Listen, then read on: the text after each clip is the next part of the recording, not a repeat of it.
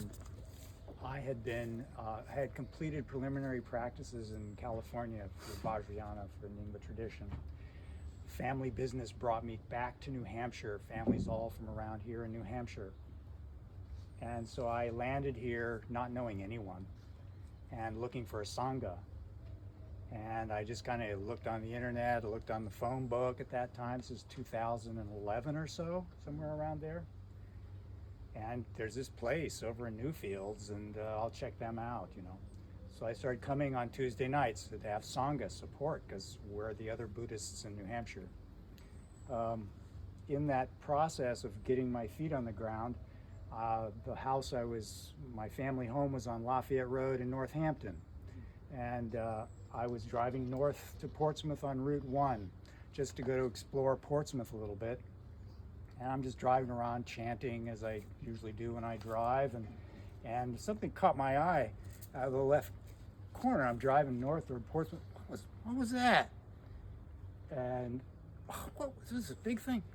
I turned around and went back on Route 1, and sure enough, strapped to a telephone pole was like an 8-foot standing Buddha out of stone, strapped to this pole. I was like, in New Hampshire?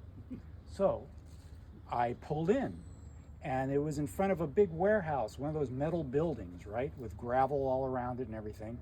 And I just kind of went through the chain link fence that was open, and I drove back there, and in back, there's a little door in back of this building. So I went around to the building, and I'm noticing as I'm going by, all these statues of Buddhas and Dakinis all lined up against the warehouse wall.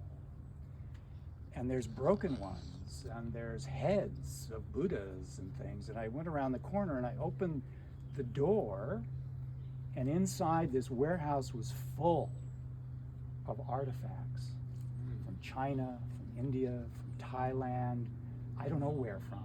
All over the world, someone had collected all these Buddhist paraphernalia, urns, beds, Tibetan thrones, big statues, small statues, and it's amazing. Finally, someone emerged from this maze of all these rupas. Young guy says, "Hey, can I help you?" I said, "What is this?" And he says, "Well, I'm here to manage the estate of a guy who was a former Enron CEO or high up, very rich guy. Enron collapsed. And this guy had accumulated all this stuff, and they were trying to get rid of it or sell it off." Really? So I just looked around and I picked up, I was not a rich guy, but I could buy broken things. Broken things were cheap. I could get broken things, but I could also afford a few things that I wanted. And I just was guided to different items, kid in a candy store, and brought a few. They delivered them. I couldn't bring them home. They delivered them in a big truck with big guys to New Hampshire, to my house. And years later, after years of practicing here, the house sold. I moved on, but where am I putting these statues? And clearly Aryaloka was the best place to offer them, because I couldn't load them in the back of my Honda CRV and take them to California or something.